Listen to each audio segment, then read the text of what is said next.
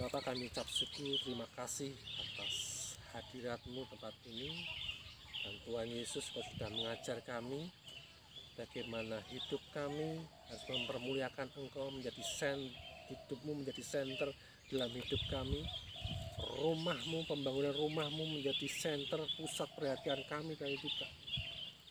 Saat ini Tuhan, apapun yang kami lakukan, mari Tuhan arahkan hidup kami, arahkan hati kami, jiwa pikiran kami Tuhan, untuk kami membangun rumah, untuk Engkau berdiam di sana, untuk Engkau memperbarui setiap hidup kami, untuk terjadi kesejahteraan di mana kami mengusahakan. Kau berikan kami kemampuan, kekuatan, kesehatan, semangat, ya, untuk kami menyala-nyala di dalam kami melayani Engkau, membangun rumah-Mu Tuhan.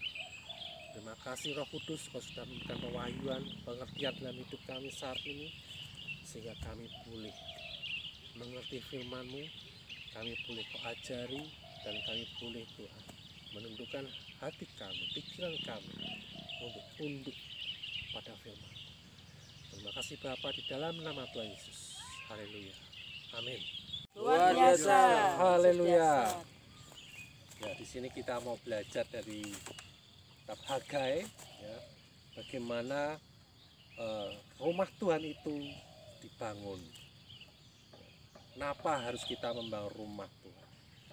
Kenapa harus ada rumah Tuhan dalam hidup kita? Kita buka dalam Hagai 1 ayat 1 sampai 14.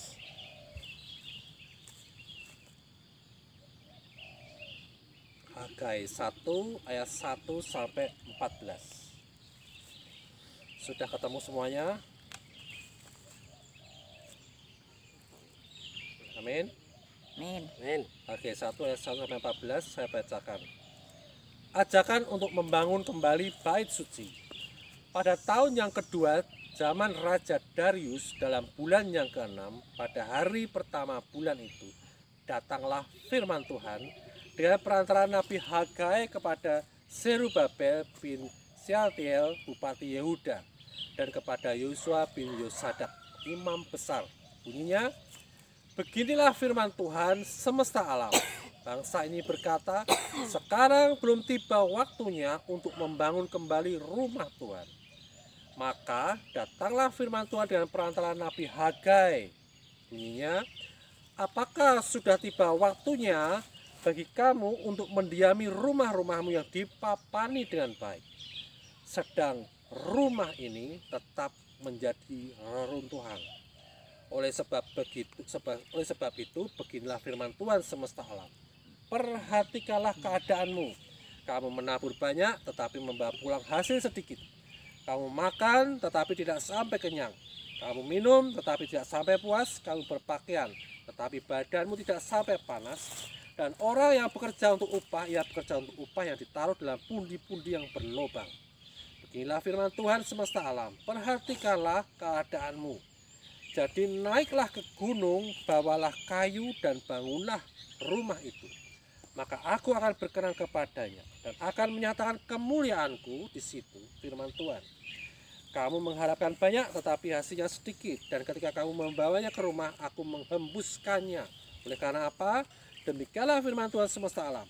Oleh karena rumahku yang tetap menjadi reruntuhan, sedang kamu masing-masing sibuk dengan urusan rumahnya sendiri. Itulah sebabnya langit menahan embunnya dan bumi menahan hasilnya, dan aku memanggil kekeringan datang ke atas negeri, ke atas gunung-gunung, ke atas gandum, ke atas anggur, ke atas minyak, ke atas segala yang dihasilkan tanah, ke atas manusia dan hewan, dan ke atas segala hasil usaha. Lalu Zerubabel bin Shealtiel dan Yosua bin Yosadak, imam besar dan selebihnya dari bangsa itu, mendengarkan suara Tuhan Allah mereka, dan juga perkataan Nabi Hagai sesuai dengan apa yang disuruhkan kepadanya oleh Tuhan Allah mereka. Lalu takutlah bangsa itu kepada Tuhan. Maka berkatalah Hagai utusan Tuhan itu menurut pesan Tuhan kepada bangsa itu demikian. Aku ini menyertai kamu, demikianlah firman Tuhan. Tuhan menggerakkan semangat Zerubabel bin Shealtiel Bupati Yehuda dan semangat Yosua bin Yosadak imam besar dan semangat selebihnya dari bangsa itu. Maka datanglah mereka lalu melakukan pekerjaan pembangunan rumah Tuhan semesta alam Allah mereka. Amin. Ya. Karena bangsa ini berkata sekarang belum tiba waktunya untuk membangun kembali rumah Tuhan. Sekarang mereka berkata sekarang belum waktunya membangun rumah Tuhan. Tetapi mereka menunda membangun rumah Tuhan bukan karena mereka kekurangan, bukan karena mereka ini tidak mampu, ya. Tetapi dikatakan, ya, apakah sudah tiba waktunya bagi kamu untuk mendiami rumah-rumahmu dengan apa yang baik. Mereka sibuk mendandani rumah mereka sendiri. Mereka sibuk memperbaiki, memapani, memperbaiki, membangun rumah mereka sendiri. Sedang rumah ini di situ huruf besar. Rumah ini artinya rumah Tuhan menjadi reruntuhan. Tuhan mau menunjukkan apa prioritas bangsa Israel pada waktu itu. Demikian juga saat ini, apa prioritas kita hari ini. Kita lebih mengutamakan membangun rumah kita sendiri. Artinya membangun rumah kita sendiri, kita mendiami rumah kita sendiri. Ya, mendiami itu seperti ini. Jadi kalau kita ada di dalam rumah, kita mendiami rumah, segala sesuatu yang ada di rumah itu milik kita. Kita semua yang berhak mengaturnya. Bahkan ketika kita membangun rumah, arsiteknya harus nurut kita, benar gak? Bukan kita yang menurut arsitek. Secara teknis, arsitek memang dia lebih tahu. Tetapi secara desain, secara gambar, seleranya, kemauannya, ukurannya, semua pemilik rumah itu. Nah, di situ saat itu bangsa Israel dia sibuk bagaimana rumah mereka menjadi bagus, bagaimana hidup mereka menjadi lebih baik, bagaimana cara mereka ini mengusahakan hidup mereka ini jauh lebih baik, jauh lebih baik. Tapi mereka, ya, mengesampingkan dalam membangun rumah Tuhan, dan rumah Tuhan dibiarkan menjadi reruntuhan. Bayangin, rumah Tuhan dibiarkan menjadi reruntuhan. Artinya apa? Tidak dipedulikan lagi, tidak diurusi, tidak mau tahu lagi dengan rumah Tuhan, tidak mau tahu lagi dengan siapa yang tinggal di dalam rumah itu. Nah, rumah adalah tempat kediaman, ya. Artinya seseorang berdiam di situ, tinggal di situ, dan yang terpenting adalah siapa yang tinggal mendiami rumah itu, ya. Jadi ketika ini misalkan rumah ini bukan milik saya, ya, tetapi siapa yang tinggal di situ? Saya tinggal di situ, dan saya punya otoritas untuk tinggal di rumah itu, sehingga segala sesuatunya saya yang atur. Karena apa? Rumah ini sudah diserahkan untuk kita yang mendiami, untuk kita yang mengelola, untuk kita yang memperbaiki, untuk kita yang membangun. Desain interiornya, semuanya, perabotannya, semua yang memperlengkapi kita sendiri. Nah, ketika rumah tersebut jadi, ya, kita tinggal di sana, semua perabot semuanya sudah disediakan, seluruh kebutuhan rumah sesuai dengan kemampuan yang menyediakannya. Kalau saya mampu membeli kulkas, saya akan taruh kulkas di rumah saya. Kalau saya mampu membeli TV, saya akan taruh TV di situ. Kalau saya tidak mampu beli itu semua, ya apa adanya di sana. Ya. Nah, seperti bangsa saat itu, kita saat ini diperhadapkan pada satu pilihan, dan tentunya mana saat ini yang menjadi prioritas hati kita. Ya, membangun rumah kediaman kita sendiri atau membangun rumah Tuhan.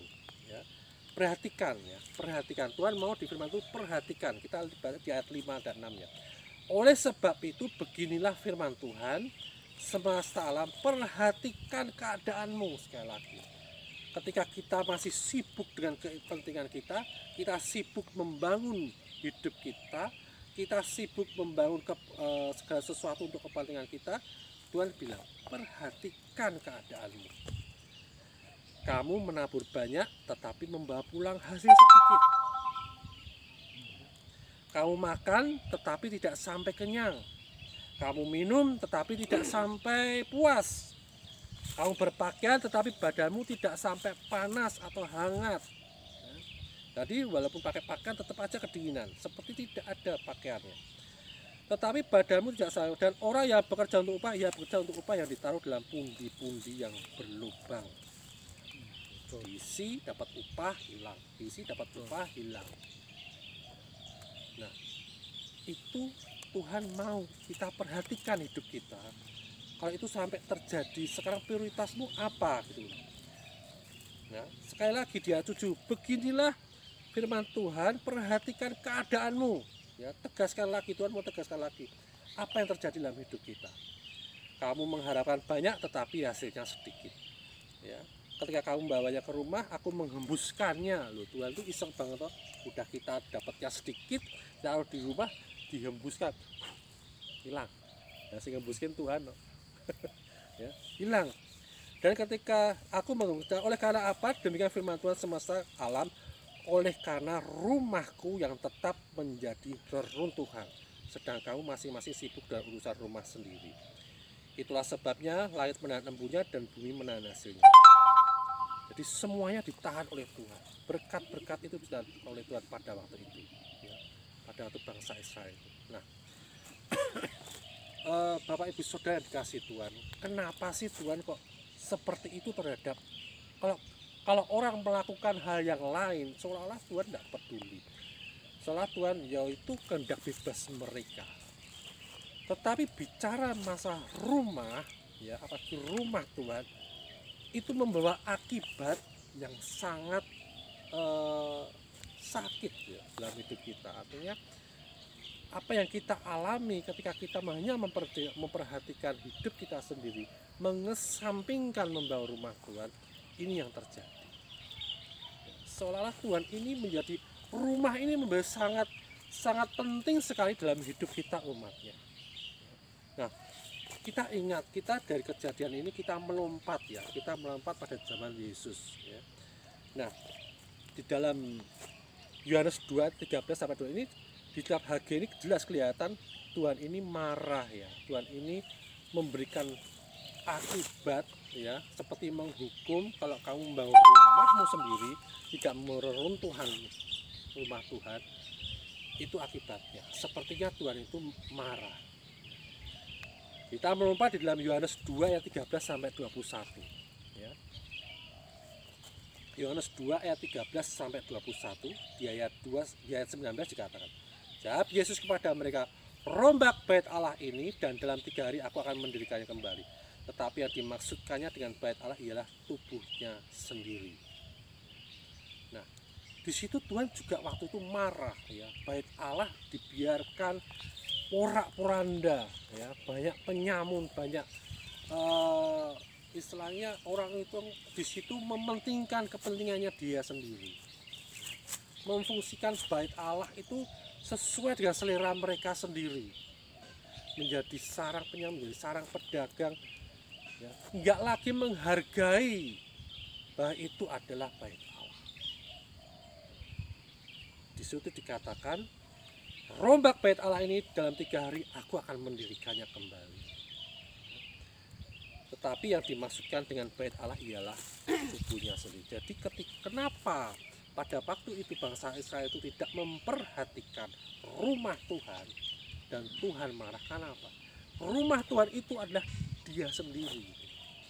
Tuhan itu sendiri yang selama ini menuntun mereka, memelihara mereka, memberikan mereka kehidupan, memberikan mereka keselamatan. Tuhan sudah melakukan banyak hal di dalam hidup mereka, tapi mereka tidak mempedulikan.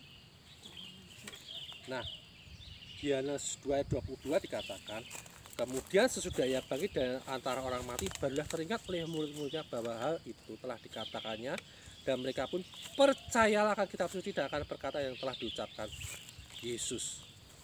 Ya. Jadi ketika Yesus marah di bait Allah itu dan Yesus berkata, ya, rubuhkan dan dia akan membangun lagi dalam 3 hari. Ketika karya salib dalam 3 hari itu Tuhan dibangkitkan kembali, baru mereka ingat akan perkataan Yesus. Saat ini pun hidup kita ini harus mengingat ya, apa yang Tuhan sudah lakukan dalam hidup kita. Apa yang sudah Tuhan lakukan dalam hidup kita, pekerjaan Tuhan yang sudah dilakukan dalam hidup kita, dan Tuhan menerima tahta kemuliaan Allah Bapa. Dan Tuhan berkata, aku tinggal di dalam engkau, dan engkau tinggal di dalam aku. Nah sekarang mau nggak hidup kita ini Tuhan tinggal di dalam hidup kita? Ya. Nah, kita baca di dalam Kisah Para Rasul 7 ayat 49 sampai 50.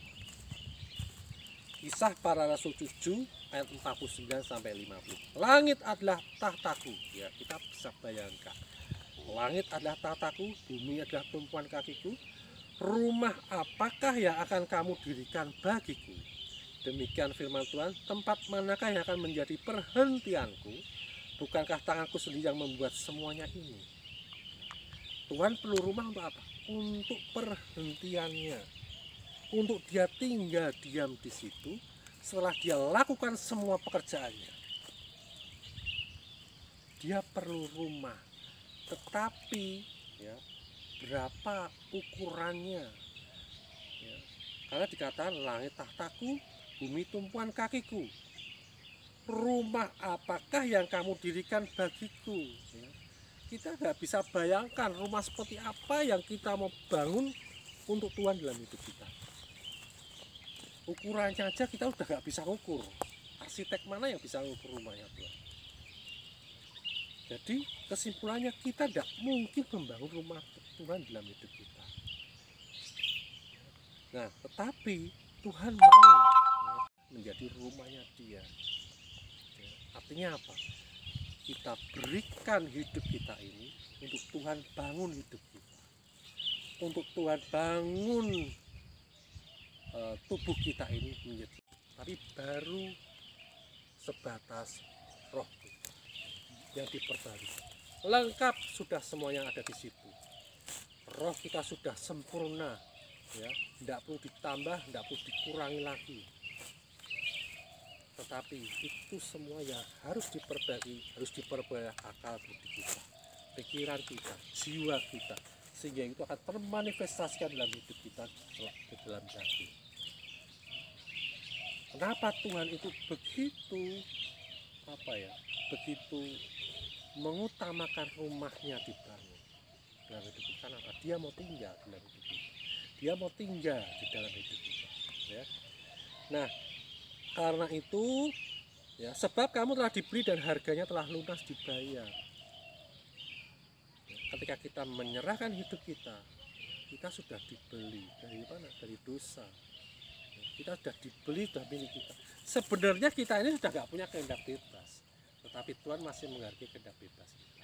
Tuhan mau kita menyembah bukan karena kita ini harus menyembah, bukan karena kita ini terpaksa menyembah. Ya, Tuhan mau kita menyembah Dia, memuji Dia, memuliakan Dia dalam hidup kita, benar-benar dengan kerelaan hati kita. Satu yang kita bangun, yang kita usahakan.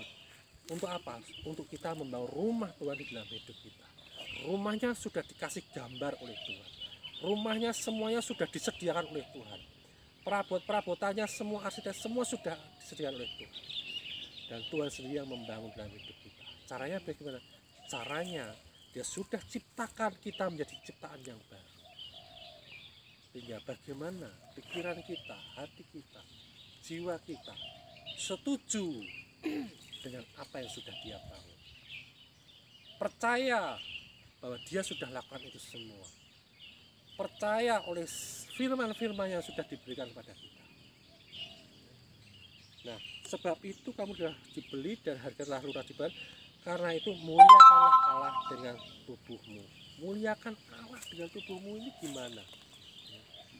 Bagaimana kita memuliakan Allah dalam tubuhnya? Kenapa? Kenapa Tuhan harus dimuliakan? Bahkan Bapa sendiri memuliakan Yesus, menempatkannya di dalam tatanya, duduk sebelah kanannya. Kenapa? Karena pekerjaan Dia, setiap karya-karya Dia, bahkan kasih-Nya yang tidak berkesudahan yang begitu besar menebus anak-anaknya. Itu yang membuat dia dimuliakan. Saat ini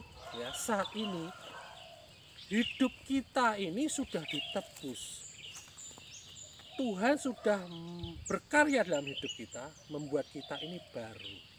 Wajar nggak kita mempermuliakan dia? Jangankan Tuhan, manusia pun yang ada orang yang berbaik hati kepada kita. Kalau dia datang, wah, kita sambut dia dengan baik. Kita muliakan dia. Ya.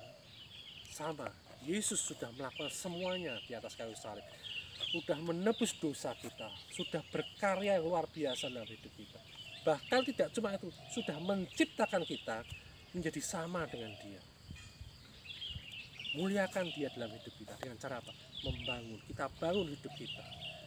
Dalam pekerjaan kita, dalam bisnis kita, bahkan di dalam kita melayani dia, kita muliakan dia. Kita utamakan, hati kita lebih mengutamakan bagaimana pekerjaan Tuhan itu dibangun. Bagaimana rumah Tuhan itu dibangun, supaya apa?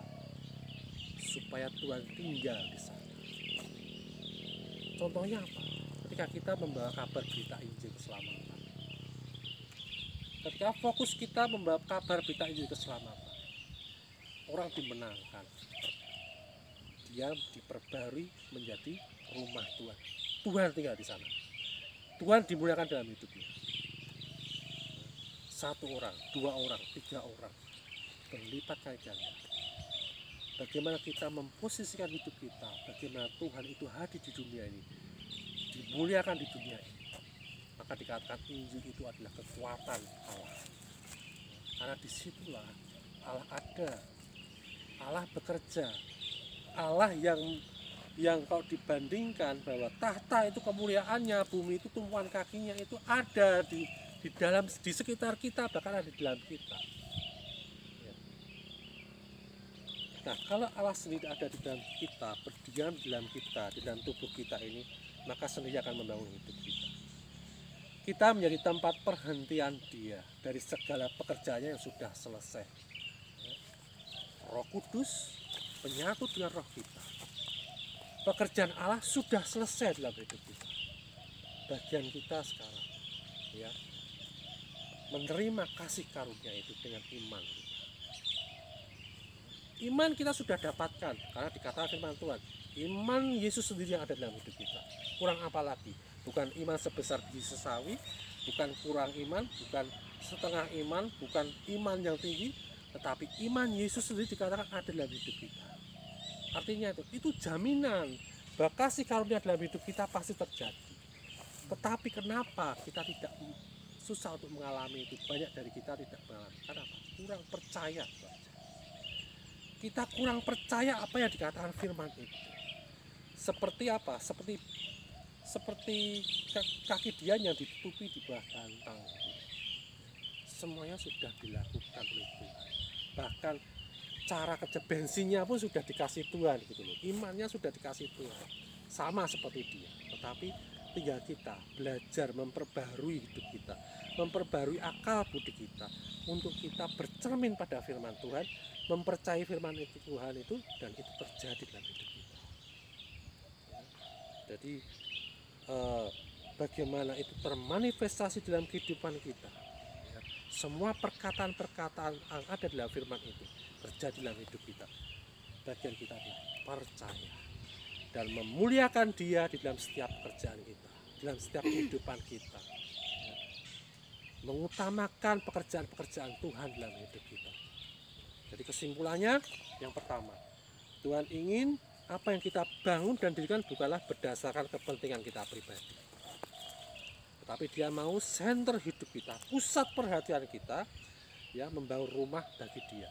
Seperti saat ini yang kita lakukan di tempat ini, ya, kita berlelah-lelah, dikatakan menabur dengan mencucurkan air mata, ya, keringat segala macam di sini. Karena apa? Hati kita terpusat kepada bagaimana kita membangun rumah Tuhan di tempat ini, membawa orang-orang menjadi rumah Tuhan di tempat ini. Nah, makanya kita akan menuai sedikit kita pasti menabur dan kita akan menuai banyak. Amin. Amin. Ya. Yang kedua, karya salib Yesus itu yang akan membuat tubuh kita ini menjadi tempat kediaman Tuhan. Ya. Yang ketiga, saat ini muliakan Dia di dalam hidup kita, mengusahakannya di dalam penyembahan kita, perkataan kita, perbuatan, bisnis, pekerjaan, pelayanan, dan lain sebagainya. Ya. Muliakan Dia. Yang keempat, Roh Kudus yang menyatu dengan roh kita adalah karya yang sempurna dari Allah di dalam membangun kita, memperbarui identitas kita. Identitas kita diperbarui. Saat ini dengan iman kita memanifestasikan bangunan rumah Tuhan itu dalam hidup kita. Dan saya percaya pada firman, ya, sebagai satu-satunya cermin dari roh kita yang sudah sempurna dan itu melakukannya dalam hidup kita sehari-hari. Amin. Mari kita berdoa.